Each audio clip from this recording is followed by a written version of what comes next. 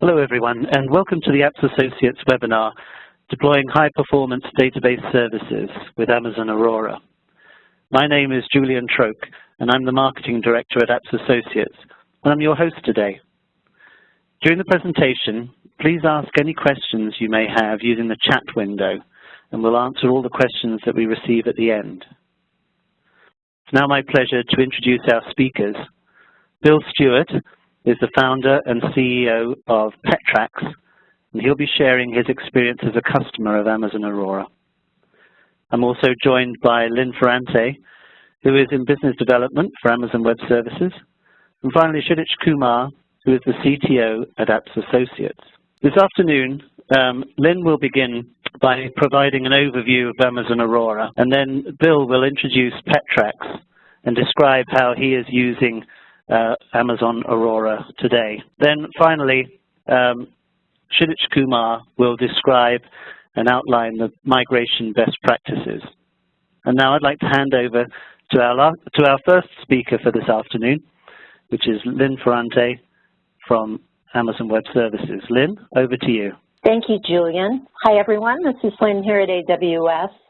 And just as an introduction, I've been here at AWS working with Aurora since its announcement at last year's reInvent, then through the preview and GA, and now watching excitedly as many customers are using it in a production environment. So I am going to give you a brief Aurora overview. So we'll talk a little bit about what Aurora is, how it fits into RDS, and what the value proposition and benefits are. So the first thing to understand, which is really important about Aurora, is that it's MySQL compatible. And when we say MySQL compatible, we mean that if you are running MySQL 5.6 and you're using InnoDB, then it's extremely likely that your applications can run without any changes, and your data will just move over. Now, if you're using other storage engines, there's a little bit more work to do. MySQL compatible. We have not changed much of the InnoDB internals. Aurora can be quite fast, and the throughput can be up to 5 times the throughput of standard MySQL. It depends on your application. Your mileage may vary, but we're seeing some fantastic throughput numbers, particularly in highly concurrent environments and on larger instances. Another really exciting thing about Aurora is that it replicates your data across 3 availability zones by default, and you have 6 copies of your data. The way we charge for storage, we don't charge you for 6 copies of data, but it is there as 6 copies of data. We only charge you for 1. But it just makes it that much more available and durable to have 3 availability zones, 6 copies of data, just in case anything goes wrong. You're also able to highly scale with Aurora. We have the Aurora right now on the R3 instance line, so you can go all the way from a small R3 instance up to 32 virtual CPUs, 244 gigabytes of memory. And we have this thing called an Aurora replica, which is different in many ways from a basic MySQL master-slave relationship. Normal MySQL replication is based on bin log replication. Aurora replication is not. That's all in the underlying storage, which was architected specifically for the cloud. So a lot of the things that you would normally be using your upper layer of your database for, we are doing in the underlying storage, and it just makes things so much faster. Amazon Aurora is always within a virtual private cloud. That's how it's set up in RDS. And you can encrypt your data in transit, and very soon you will have encryption at rest. I think we're looking at imminent on that. Also, it's very inexpensive, and if you look at the cost of a commercial database versus Aurora, you'll see that it's about 1/10 the cost while still providing you with the performance and availability of one of those commercial databases.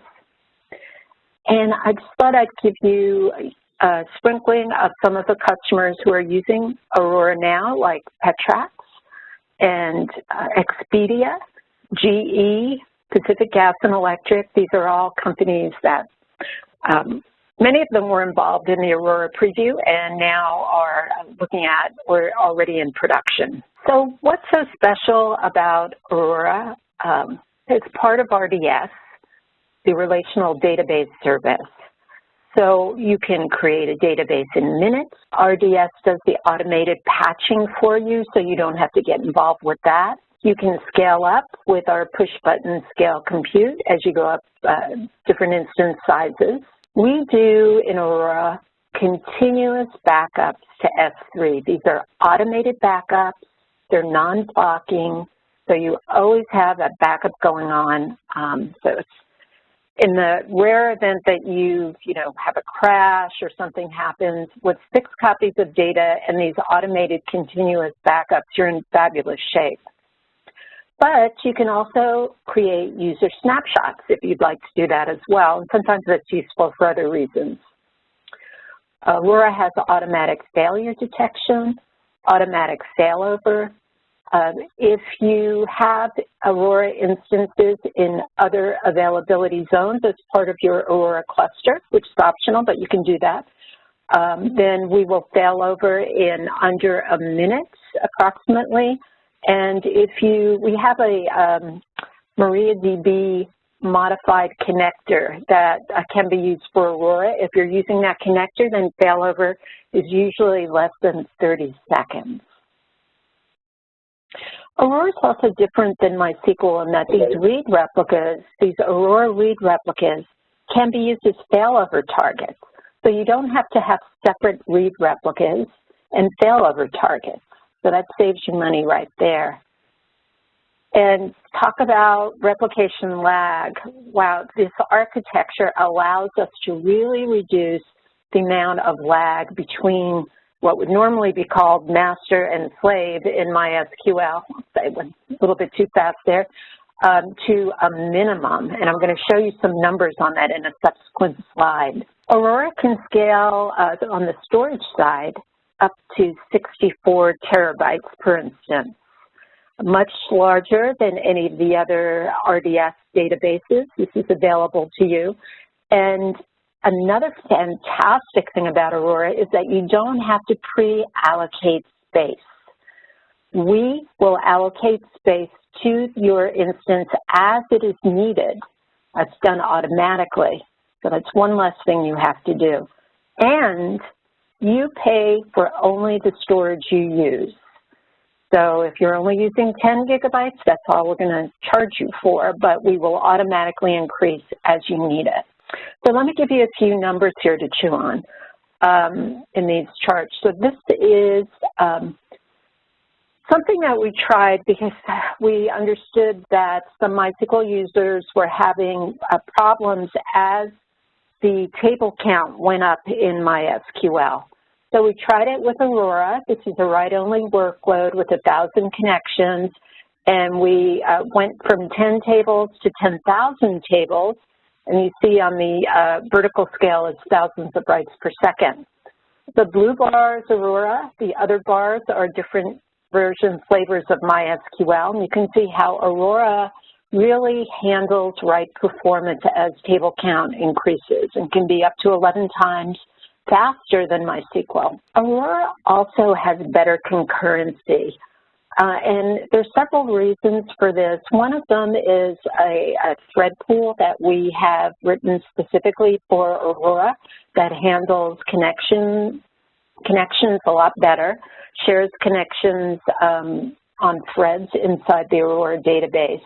And if you look at Aurora compared to MySQL, you can see that Aurora can be up to 8 times faster under a higher number of concurrent connections. Here we go from 50 up to 5,000. Aurora's the blue, MySQL's the green. In Aurora, caching also improves performance, and we compare this to MySQL because we have noticed that that may not be the same in MySQL. So here we're looking at different read-write ratios of an application. So in other words, 100% read versus maybe 50% read, 50% write, or 100% write. These are all different ways you can describe your application.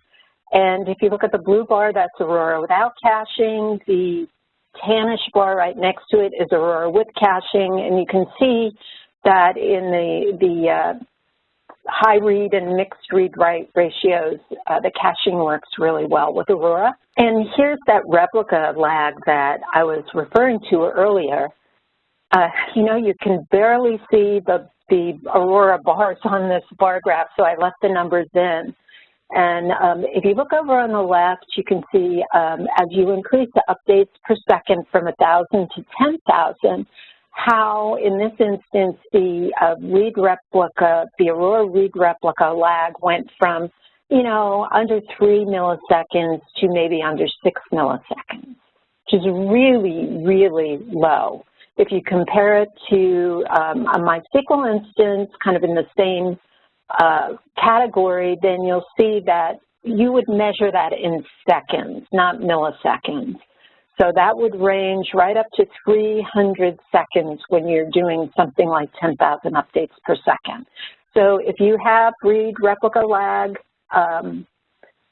problems or issues, or you wish your read replicas were a little bit closer to what your master or your primary, we call it a primary in Aurora, is, then this is really, really going to help. And also your Aurora replicas are more available for reading and running reports as well as failover. And the reason why they're more available is because all that replication is going on underneath the, in the storage layer. So it's not that constant load on your read replica, applying those SQL statements or moving that data. And finally, I just wanted to show you some performance results that we ran. Well, this was some time ago. We ran it with the SysBench benchmark, which is the standard, one of the standard MySQL benchmarks, on an R3 8XL with 32 cores and about 244 gigabytes of RAM. And on the left, we have write performance. On the right, we have read performance. And so we're seeing about 107,000 writes per second with 4,000 connections on Aurora. And on the read side, we're seeing, almost 600,000 reads per second on Aurora. So Aurora can be very fast. I think most of our customers would find this kind of performance well within what they needed. And I just wanted to make sure that you had some idea of how Aurora runs. And now I have the privilege of introducing Bill Stewart, who is the founder of PetTrax. And he's going to walk you through his very interesting startup and the work that PetTrax has done with Amazon Web Services, including their recent conversion from MySQL to Aurora.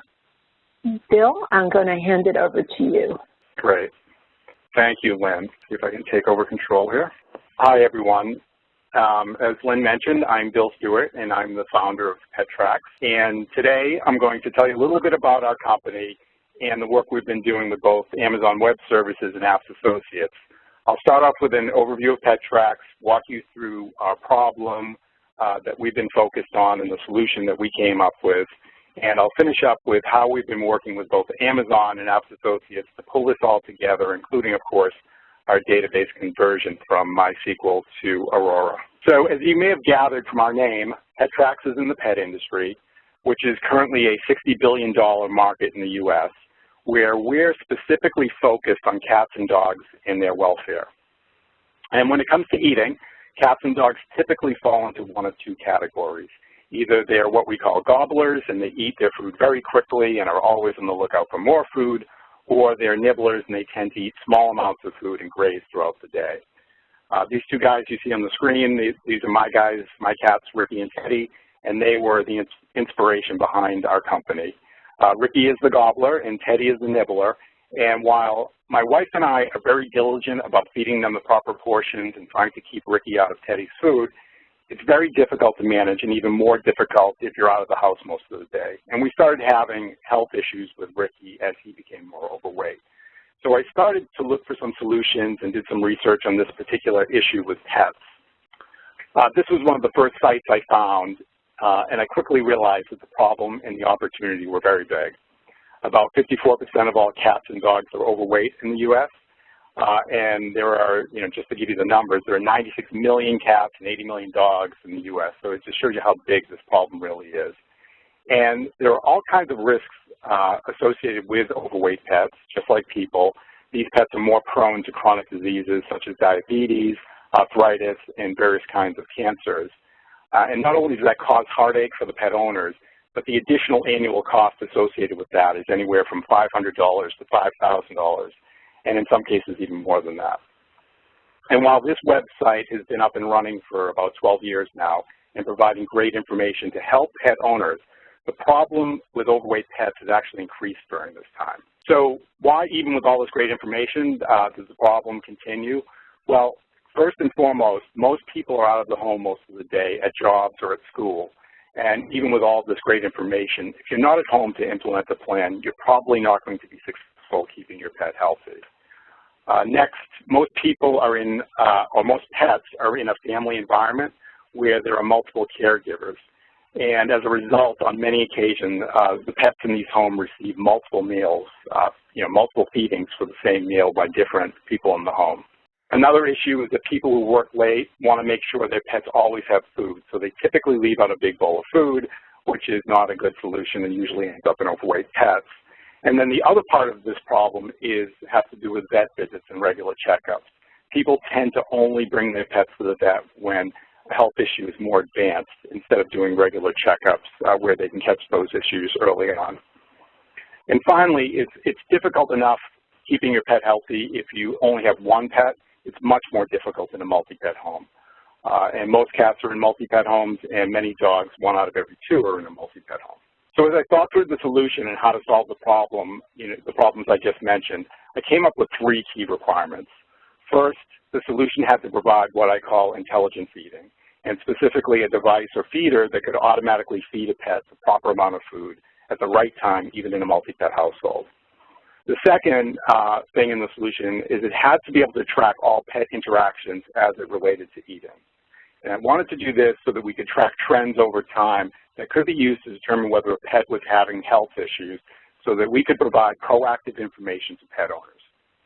And finally, the solution had to provide intelligent and real-time notifications and alerts to tell pet owners when everything was okay and also to let them know when there might be a problem that needs to be addressed.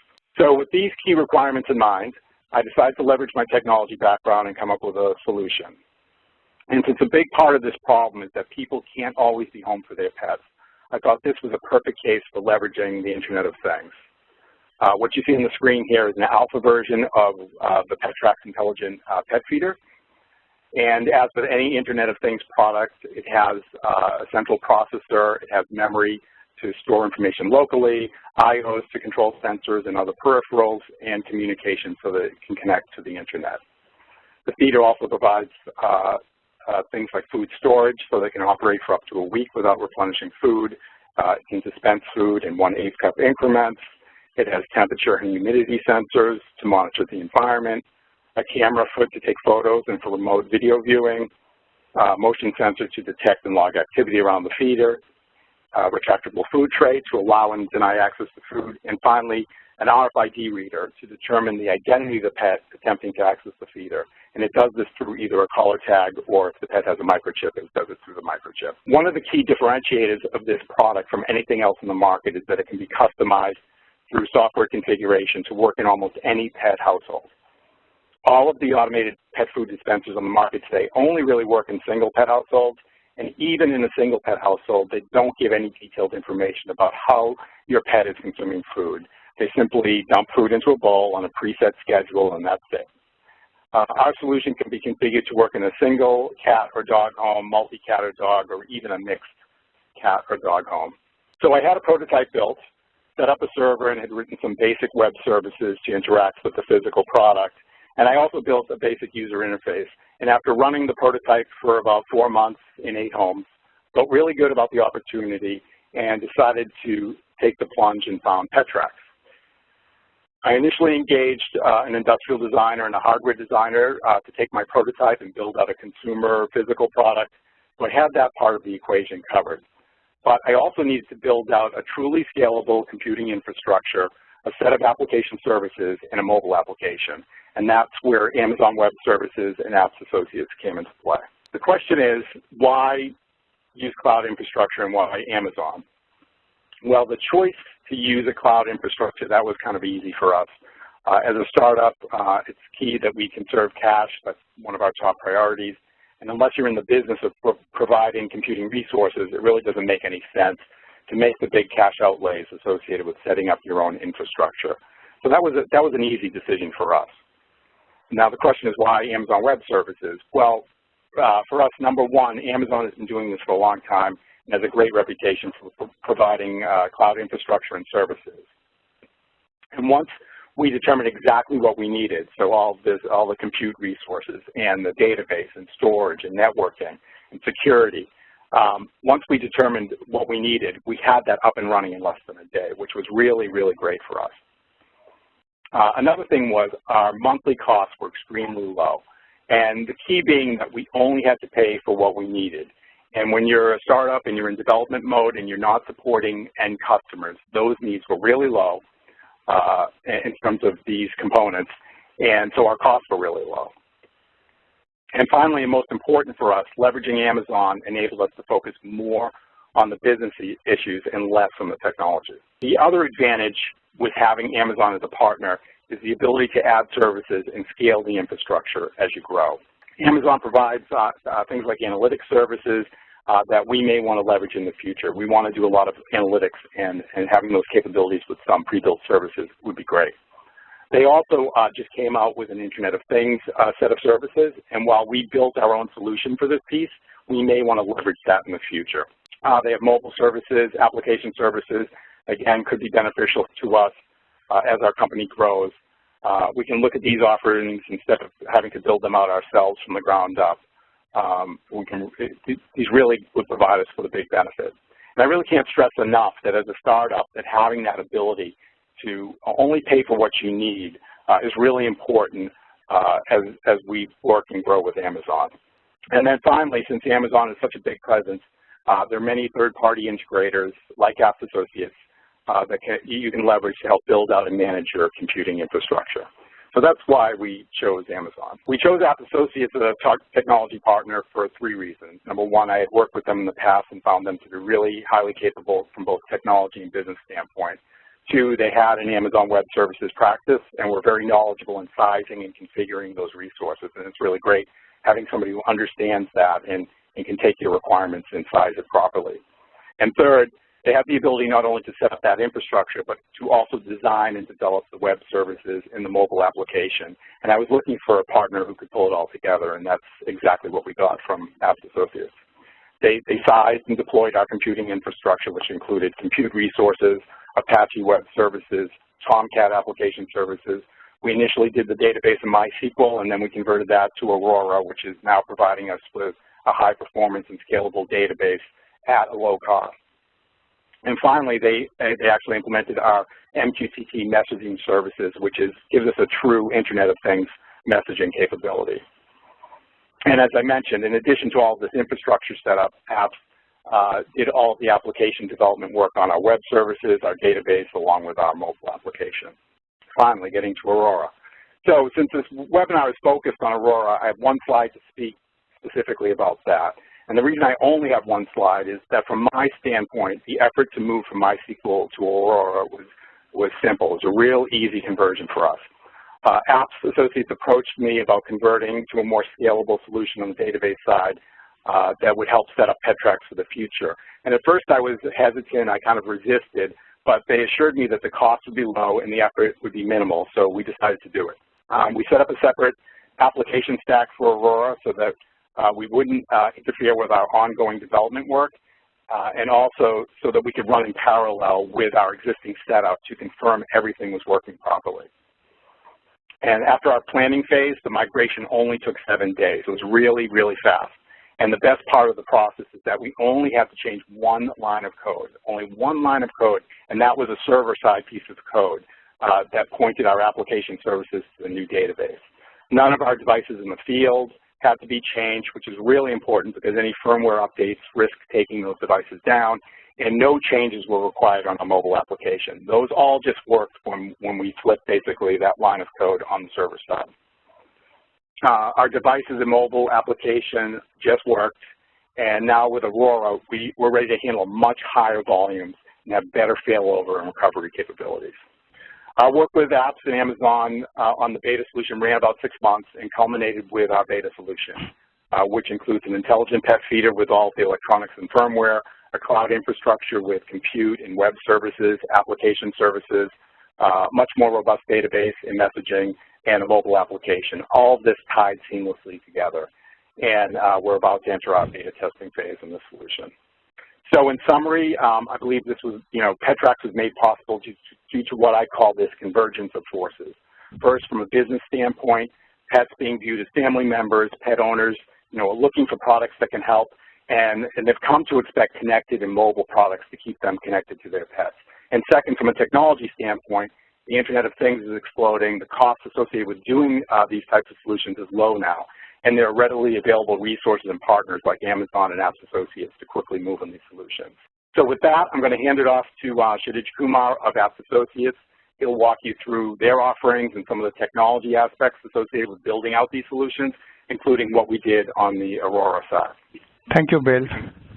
Bill, if you can make me the presenter, I can start with my presentation.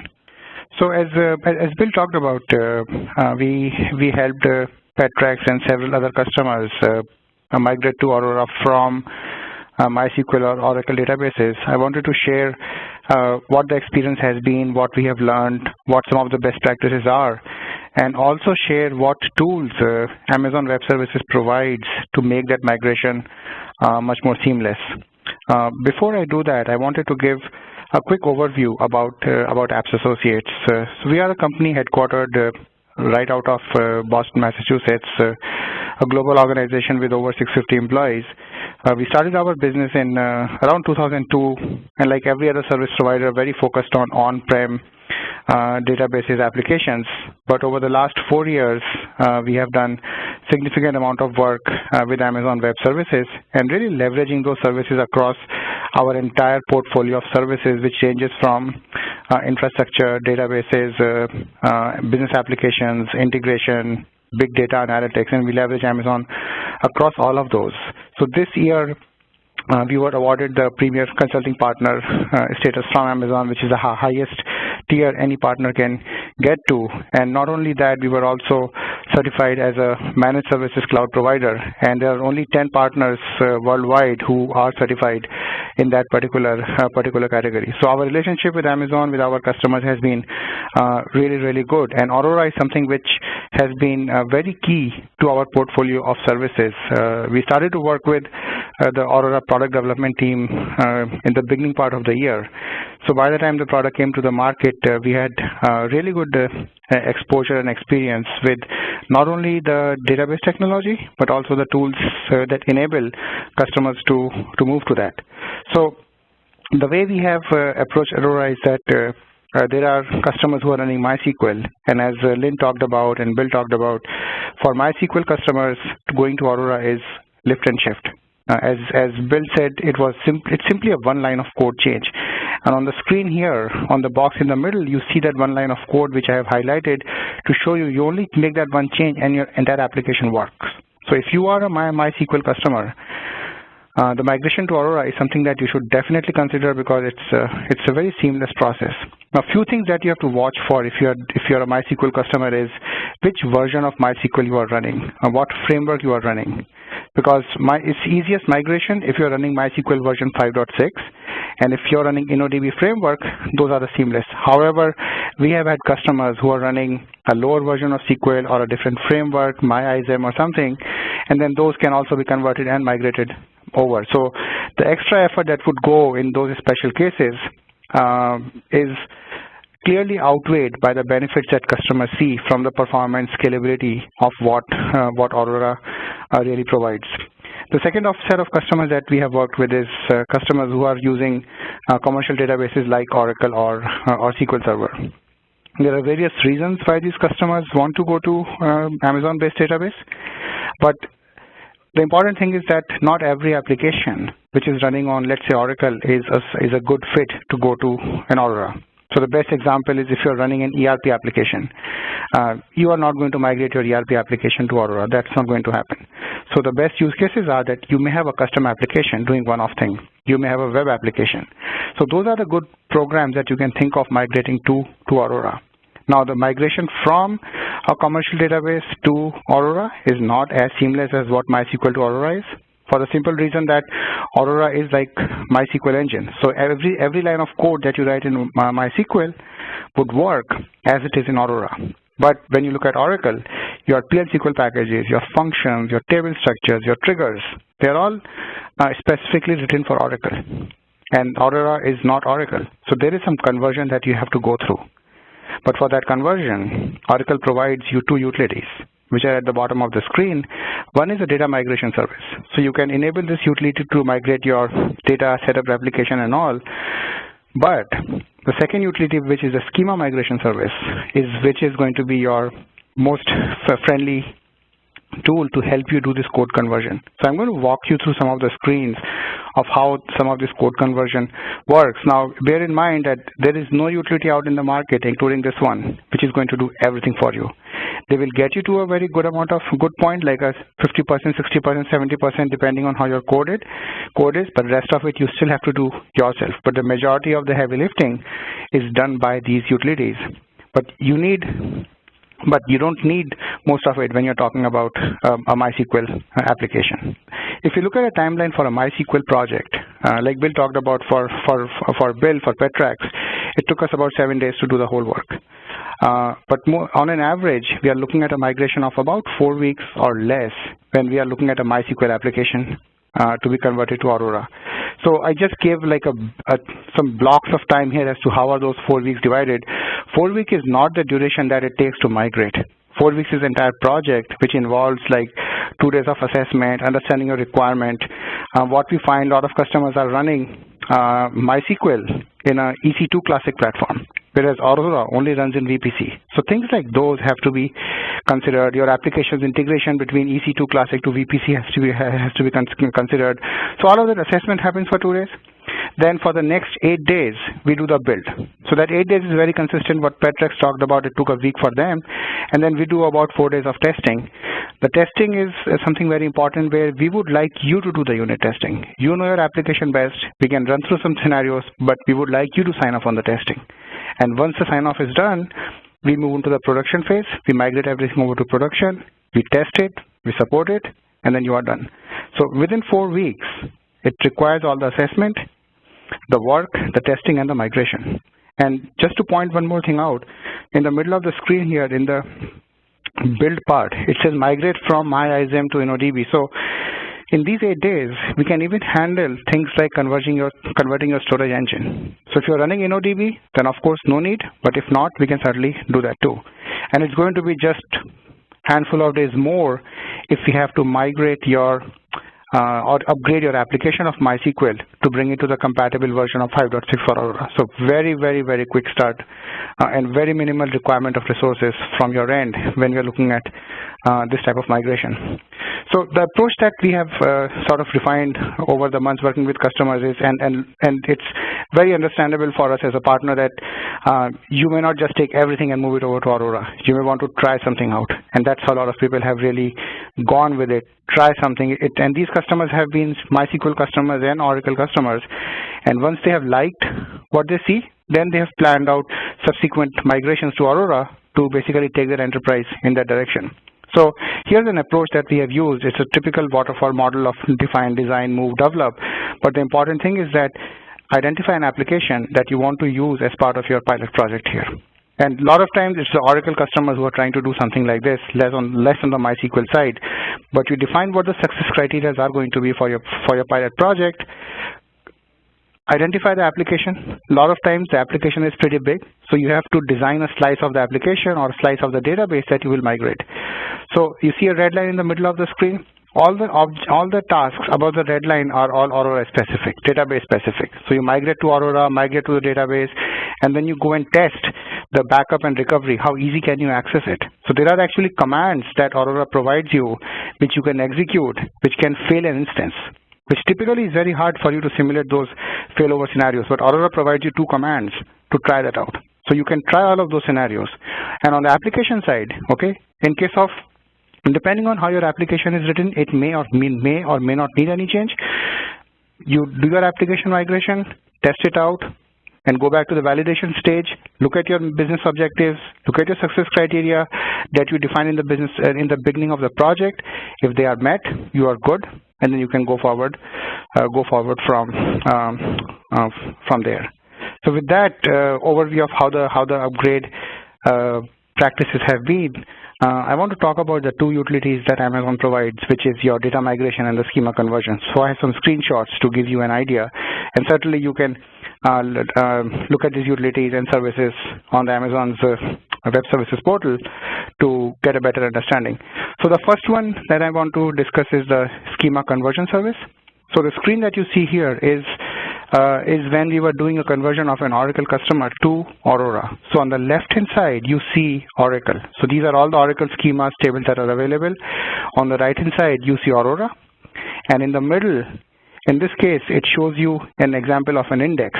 So here's an index which is in Oracle index, but then at the bottom you can see that here's the Amazon Aurora index code for the same index which was in Oracle. So you can look at the code for your Oracle object and see how it got translated to Aurora. You can make changes and you can apply. If you don't want to make changes, you can have Aurora or this utility make all of it for you. So this is a kind of graphical interface that Amazon has developed to help you migrate your code. Now, a lot of times Oracle customers are having several PL SQL packages, procedures that they have. So the first thing that this schema conversion utility does is it essentially scans through your entire code base in Oracle. And it's going to try to analyze that code without actually doing a conversion and tell you that how many of those objects it's able to convert. It thinks it can convert. How many objects it thinks it's going to hit an error. It could be a function which is very specific to Oracle only, which doesn't exist on Aurora. So it's going to tell you that. So here's a summary report which tells you that, okay, in this particular database, how many schemas, how many tables, how many columns are there, how many errors it's encountering, and then how many are critical errors which it just cannot make a change. So it's a high-level summary report that you get. So it gives you a snapshot of how your migration would be. After you have looked at this report, you can go to a detailed report. And the detailed report gives you line by line, object by object, that, okay, I found 5 views having this error. I found 50 tables having this error. Okay, so you get a very granular details that you can get to. And then further, and this is the best part I like about this utility, is that on my left-hand side, I have the report here. And when I click on a particular line item on the report, it opens up the corresponding Oracle package. In this case, it's an Oracle function. And it highlights a line where it's having a problem, or it will have a problem to convert. Okay? So the schema conversion utility or the service from Amazon not only just throws errors at you, you can actually go to the line and say, okay, here's where I'm going to encounter an error. Okay? In some cases, it's able to make a recommendation that, hey, fix it like this. In other cases, you may have to do some work, manual work, to fix those errors. But the fact that it's giving you all of this, right, and it's also converting code for you, is where I was saying on an average, you get about 60–70% of the migration done. The rest of it has to be done by you. So that's a big part which you can use, which Amazon has developed to enable the Oracle customers to go to, or SQL Server customers to go to Aurora. The other utility I want to talk about is called the data conversion service, which is essentially migrating your data and schema. Again, a very graphical interface, very drag and drop based. So here's a screen where I'm essentially setting up my load process. I want to do a full load or incremental load. If my load fails, what should I do? Should I restart? Should I start from beginning? So a lot of options they provide. And you drag and drop, you establish something, and you run the process. And once the process is done, in this case, if you look at the screen here, it shows you I'm moving from Oracle to Aurora. Here are all the tables that moved over. And this is something which we did very recently, like September 21st of this year. What's the table count? What's the row count? How long it took? Migration is done. Replication is set up. And it goes on from there. So combination of these enables you to adopt Aurora and start leveraging its benefits pretty soon. So in the closing, what I would say is that the best way to really try out a tool is to play with it. So Apps Associate has developed Test Drive Lab, where you can sign up to get a free tier of the service and try this migration out. Okay, so that way you are not incurring any cost. You are getting a true environment to work with. It's sample data which is out there and Oracle data there, and we'll show you how you can move in this Test Drive Lab step by step to go to Aurora from an Oracle database.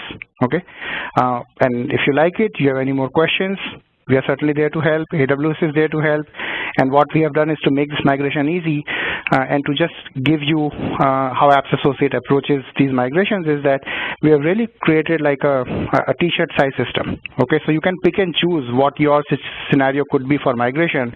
So you can say that, hey, I have 250 GB of data to migrate, I have 5, 10 or 15 objects to migrate, how many PL SQLs I think in this case, or PL SQL code or packages I might want to rewrite, just to give you an idea. I mean, 5 is a pretty small number, but numbers could be larger. But something which is very easy to understand is something that we can work through you and tell you, okay, this is how long it will take. This is what the migration really looks like. But having done a few of these, considering when the product come out, we have had really good success with this, and of course have had really good relationship with Amazon Web Services, especially from the product development, which is a benefit to you as a customer working with us, that if we run into a unique situation, if we run into a hard spot, we can reach out to the Amazon product development to really get you that help and some advice on how to resolve some of those issues. So hopefully with this presentation, you got an idea of what Lynn spoke in the beginning on what the value proposition is. Lynn talked about the performance and the scalability. The whole storage structure that's for Aurora is very different. That's why you see all those numbers that Lynn was talking about. Bill talked about how PetTrax leveraged Aurora, how as a startup company, they were able to move from MySQL to Aurora in a matter of days and really have this company ready for the launch of the product so that they can really be scalable.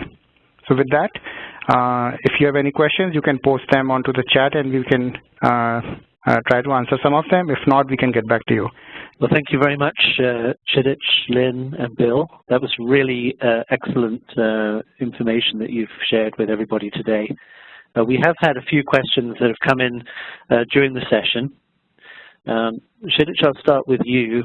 One question came in quite early, and I think you've addressed quite a bit of it in the slides that you've shared at the end here. But the question was, have you seen customers migrate from Oracle on-premises to Aurora? And how difficult is it to do that kind of migration? So yes, that's most of the customers that we have migrated are on-prem Oracle customers migrating to Aurora, and once again, these customers are those who are running custom applications. Now, as I said, the work involved for migrating an Oracle customer is a little bit more involved. So we typically end up first looking at all the objects you have. We get the count of how many packages, schemas, procedures, packages you have. We have all automated scripts written down to look at those, and then based on that, we can find out, okay, we run this utility to get the idea of that error report. So it gives an idea of what percentage of your code can be migrated. And then it's, as I said, for an Oracle customer, it's a combination of manual effort and automated effort. So it's a combination of that, and looking at the error report that the tool generates, we can come up with an estimate to tell you this is what it would take to migrate you from Oracle to Aurora. So it has been with all the on-prem customers, but if you are a customer who are running Oracle on a cloud, be it Amazon Cloud or someone else's, the process to migrate to Aurora would not change. It will still go through those same steps. Okay, and I imagine that the answer for SQL Server is very similar. Yes, it is. Okay, very good. Thank you. And Lynn, a question came in for you. Early on in the presentation, you shared some statistics and some tests that you have done on Aurora. And one of the questions was, what kind of AWS disk were you using when you did those tests and stats? Maybe you know that perhaps that's something that we need to go and investigate further. But if you know, if you could share that, that would be great. Sure. So Aurora uses SSDs. That's the only choice. There's no trying to figure out what type of storage is best for you. And that's because that whole storage layer was built separately and cloud architected. And we just thought that was the best way to go with our storage. So it's all SSDs. Okay, great. Thanks. So we do have another couple of questions, but I think we'll follow up with those individually because we are really at the end of our time today. So last of all, I would like to say thank you very much to everybody who attended. Thank you again to the speakers. If you have any further questions, we'll respond to them directly to you individually, or you can contact us, and all of our contact information is shown on this slide. So this concludes our presentation for today. Thank you very much for joining. Goodbye.